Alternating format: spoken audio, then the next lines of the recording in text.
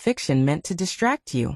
These are reflections of real choices, real consequences, and emotions people are terrified to admit out loud. If you've ever felt invisible in your own life, if you've ever stood at the edge of a decision knowing it could destroy everything you've built, if you've ever ignored a quiet warning inside you, hoping it would fade, this story is for you. Listen carefully. No one wakes up planning to ruin their life. No one opens their eyes in the morning thinking, "Today I will become the villain in someone else's story." And yet sometimes, all it takes is one ordinary afternoon. Life has a cruel habit of disguising turning points as routine moments. They don't arrive with thunder or dramatic music. They don't pause time or send warnings. They don't announce themselves as the day everything changes. They slip quietly into normal days, unnoticed, unremarkable. And only much later do you realize, nothing has been the same since. The day Ethan came back into my life was exactly like that.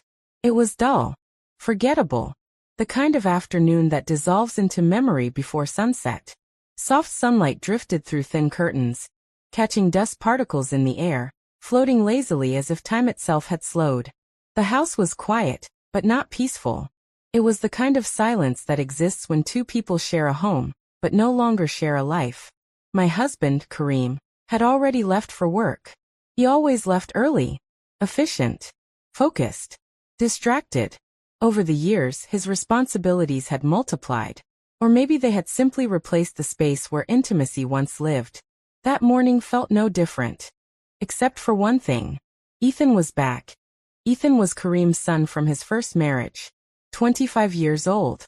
Intelligent. Reserved. Watchful in a way that made you feel like he noticed more than he ever said. He had returned after a breakup, the quiet kind. The kind that doesn't explode into shouting or accusations, but slowly hollows you out from the inside. Kareem mentioned it casually, like an update on the weather. "Ethan's going to stay with us for a while," he said one morning, already scrolling through his phone. No discussion. No pause to ask how I felt.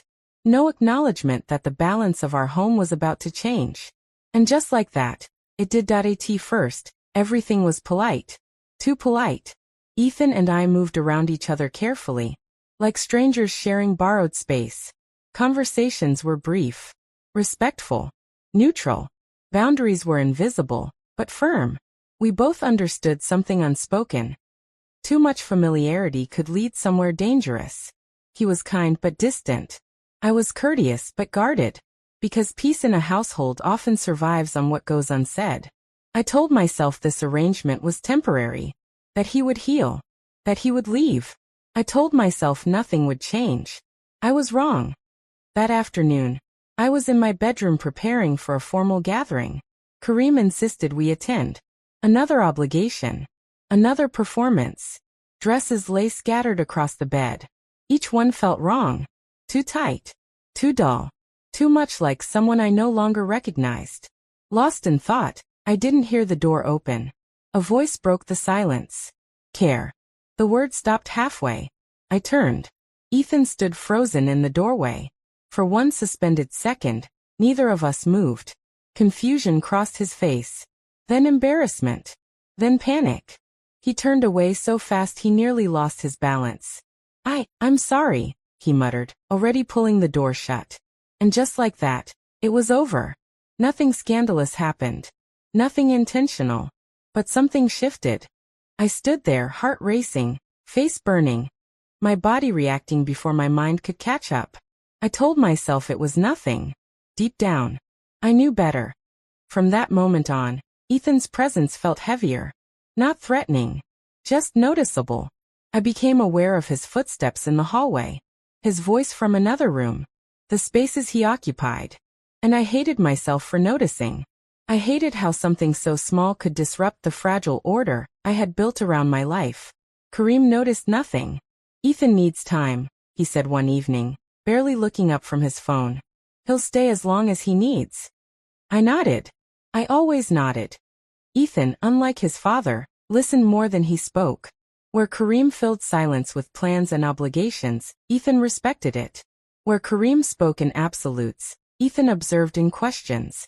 And that difference mattered more than I wanted to admit. One night, Kareem worked late. Ethan and I ate dinner together for the first time.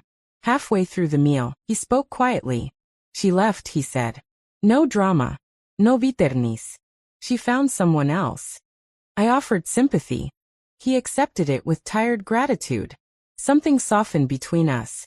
After that night, conversation came easier. Still careful. Still restrained. But honest. We avoided being alone together. Or at least we tried. But avoidance has a way of drawing attention to exactly what it hides. One evening, Kareem called again. I'll be late. The house felt unnaturally quiet. Ethan sat on the couch, flipping through channels. Want to watch something? He asked. We sat far apart. Then both our hands reached for the remote. They brushed. He pulled back instantly. It's fine, I said. My voice betrayed me. Nothing happened. And yet, everything had changed. Later that night, unable to sleep, I went to the kitchen for tea. Ethan was already there, staring into a cold mug of coffee. We talked. Not about anything forbidden.